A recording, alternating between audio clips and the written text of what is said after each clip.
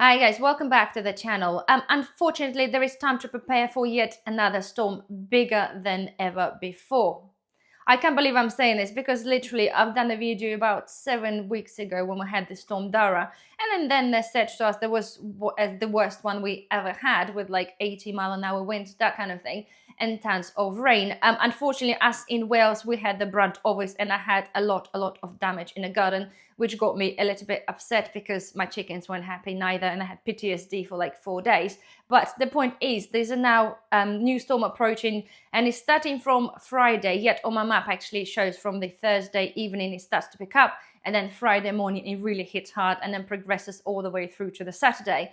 So the storm is now called Eowyn, I believe, and there's a theory goes on that some of those storms, in fact all of those storms, are actually named after the person who potentially creates them. So this is my conspiracy theorist thing coming out, but it is very highly possible because if we consider, okay, and have a look actually at the last year, how many storms have we had, and progressively they have been getting far worse. So now, yes, the storm was projected and they're saying it's going to hit the coast at approximately 100 miles an hour, and if further it gets inland, apparently it meant to settle down.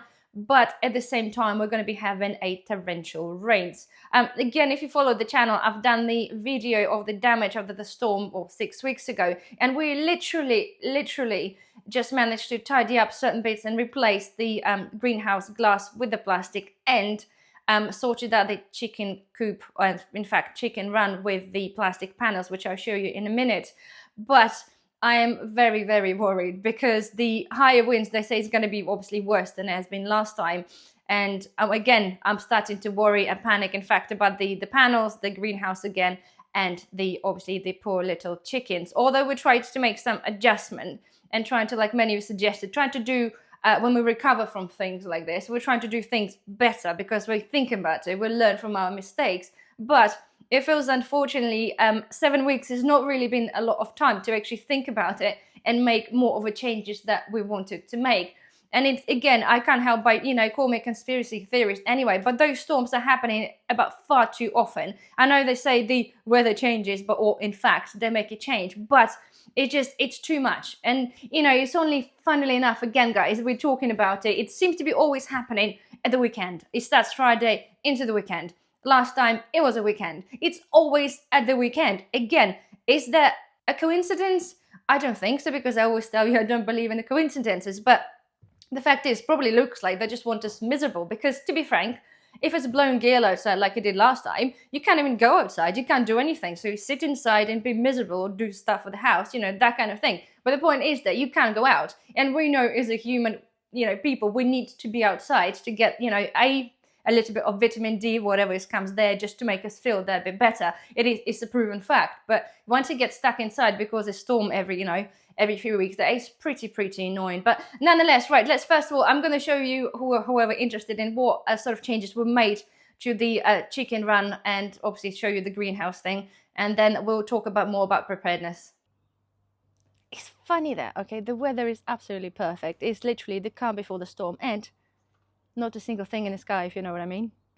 So, excuse the mess in the garden, but this is our latest invention to cover up the chicken run. It was done with a plastic before, and we had this for years, but unfortunately, obviously, it's all got ripped off and blown away. So we have resorted to a currently cheap alternative is some double-walled, like a greenhouse plastic, and it's been secured with really thick rubber things. And the idea is that in the summer, okay, they'll be numbered and they'll be taken off during the heat, during the hot weather, and they reveal obviously the fresh air, because I don't like the girls' run be covered like this. So when they do stay inside, it is absolutely dry.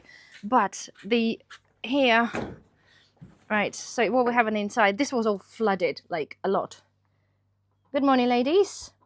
Good morning. So I had issue with the back, so that's have to be now done as well. The storm is happening like literally tomorrow, or starting tomorrow, so I have to make sure that doesn't happen. So the front is waterproof, and now we have to do the back to make sure that the girls' run is dry, because technically during that weather they wouldn't even venture outside into the garden anyway. So we have to make sure that the ladies stay nice and dry. Do you want to say hello? No? Say hello.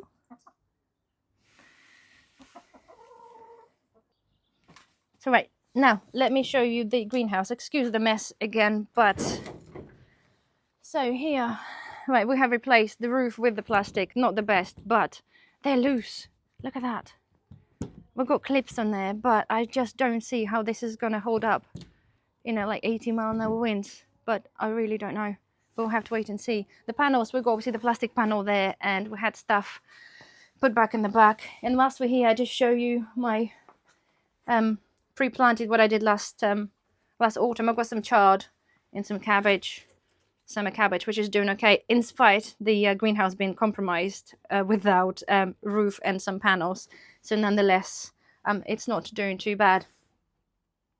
So we literally just, again, the other day, taken away my frame that I've built that's been totally broken apart by the wind.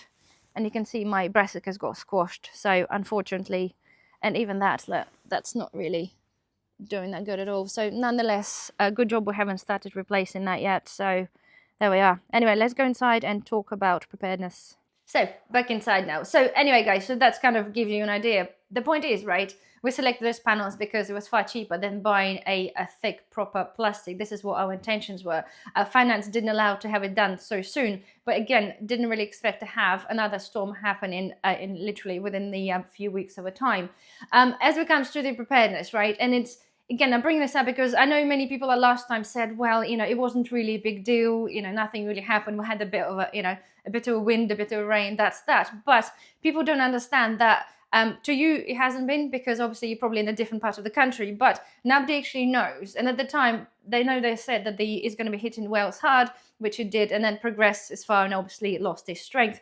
But the point is, because it didn't happen to you once, or because it wasn't that bad this time, or first time, doesn't mean it's going to be bad the second time around, especially when they're talking about it being much stronger. So my thoughts are, again, guys, the preparedness is literally making sure the garden stuff is as secure as possible. Things flying around, recycling, it's a recycling day for us anyway, and the bin's been flying about. So the point is actually make sure that you have nothing that's going to be flying around into your patio doors or windows.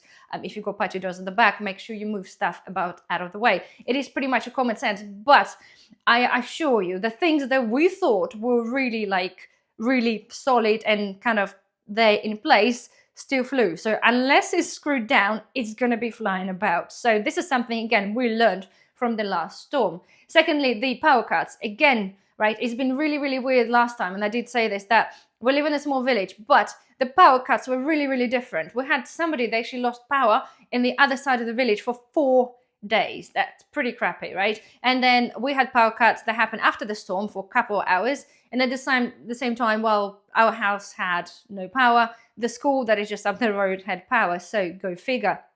So the point is, again, of course, is the electricity preparedness. Just make sure you do have your backup ways of cooking or having a food that doesn't require cooking, that kind of thing. But of course, as well, make sure you have water, because many times during storms, people lose water as well as power, or in fact in heating as well. So it is very important to consider those aspects of, again, I'm going to be probably repeating myself a numerous amount of times on the channel, but okay, the off-grid cooking. So just make sure you know how to warm the food if you don't have to cook it, and make sure you have water available to yourselves. So that's that, guys, is basics. I'm not going to be sort of drumming the same sort of thing into your head, but hopefully by now people understand the importance. Again, I will say this one more time, that because it was okay last time for you, just still prepare and make sure things are not going to be happening, because I'm not particularly looking forward to this again, because it's the rain, the floods, the water rises in the back so much that it's absolutely crazy, and it takes weeks then to dry out. We have pretty much lost all the grass anyway, but it's neither here or there now, guys, right? It's coming, it's going to be happening. So please just make sure you get your food, get your water, and just make sure your garden is tidy so stuff doesn't fly about and damages anything else. So anyway, guys, well, thank you very much for watching. Stay safe, and we'll see you soon. Bye bye.